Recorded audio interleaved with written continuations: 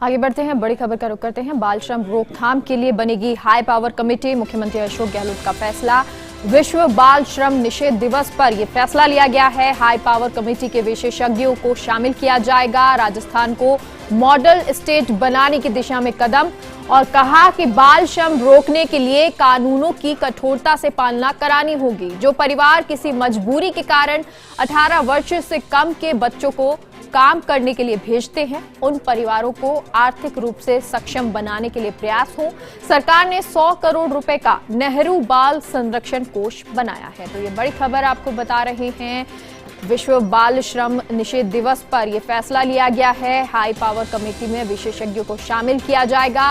राजस्थान को model state बनाने की दिशा में यह कदम उठाया गया है और कहा कि बाल श्रम रोकने के लिए कानूनों की कठोरता से पालना करानी होगी, और जो परिवार किसी मजबूरी के कारण 18 वर्ष से कम के बच्चों को काम करने के लिए भेजते हैं, उन परिवारों को आर्थिक रूप से सक्षम बनाने के लिए प्रयास किए जाएंगे।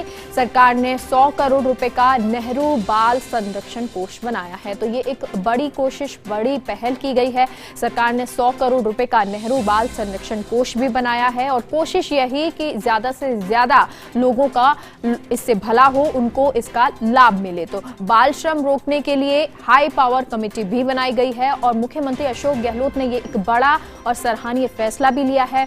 विश्व बाल श्रम निषेध दिवस पर उन्होंने ये फैसला लिया, और साथ ही साथ उन्होंने कहा कि बाल श्रम रोकने के लिए कानूनों की कठोरता से पालना करानी होगी। हमारे सहयोगी नरेश जुड़ गए हैं। नरेश, तो ये एक सराहनीय पहल है, सराहनीय कदम सीएम गहलोत की तरफ से। बिल्कुल, देखिए, आज विश्व बाल श्रम निषेध दिवस है, जिसपे एक वेबिनार आयोजित हुई थी, और इस वेबिनार के दौरान मुख्यमंत्री अशोक गहलोत ने फैसला किया है कि प्रदेश में बाल श्रम को रोकने के लिए एक हाई पावर कमेटी बनाई जाएगी, जिसमें विशेषज्ञों को शामिल किया जाएगा। और उसका मकसद यही है कि जो बाल श्रम रोकने के लिए या जो बाल श्रमिकों को पुनर्वास है, उसमें राजस्थान को मॉडल स्टेट बनाना है, और इसी दिशा में मुख्यमंत्री अशोक गहलोत ने फैसला किया है।